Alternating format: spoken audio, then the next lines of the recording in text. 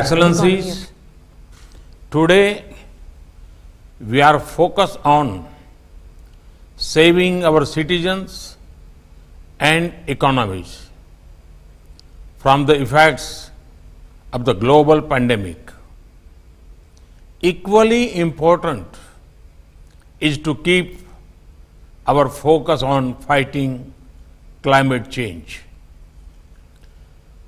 Climate change must be fought not in silos, but in an integrated, comprehensive, and holistic way.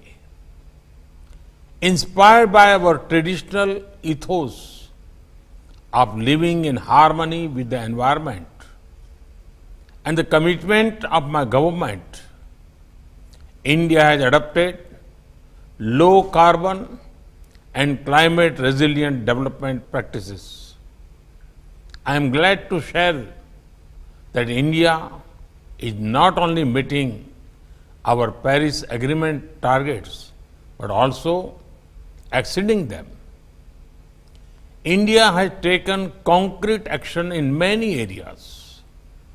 We have made LED light popular. This saves 38 million tons of carbon dioxide emission per year.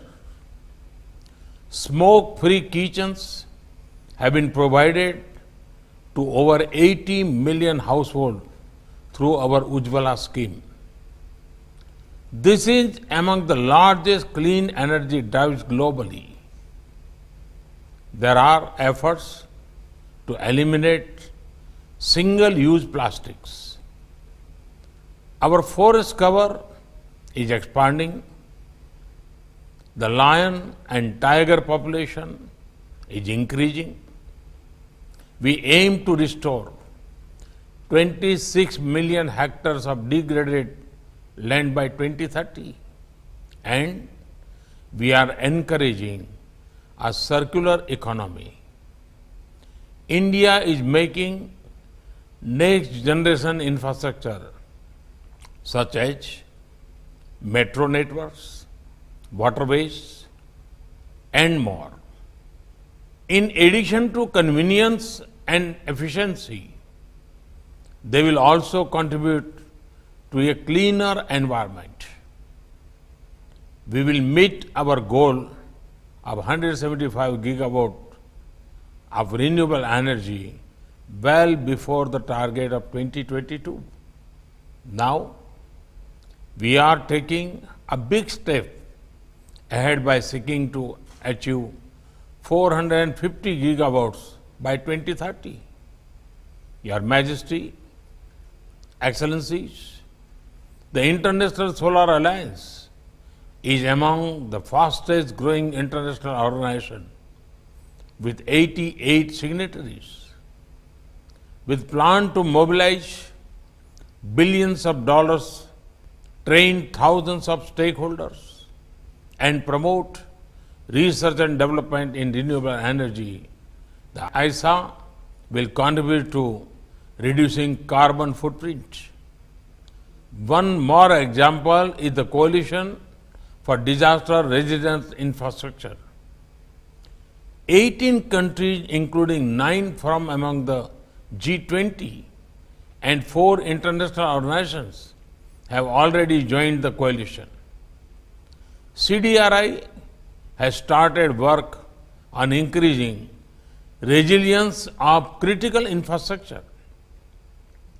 Infra damage during natural disaster is a subject that has not got the attention it deserves. The poorer nations are especially impacted by this. Therefore, this coalition is important.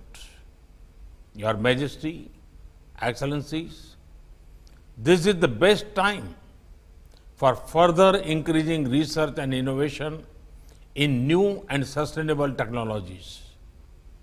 We should do so with a spirit of cooperation and collaboration.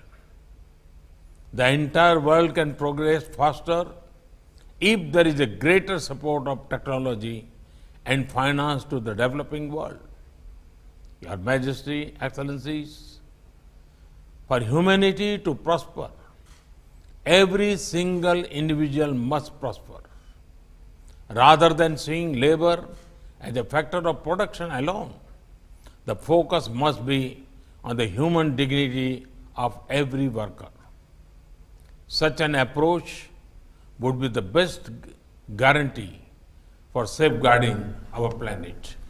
Thank you.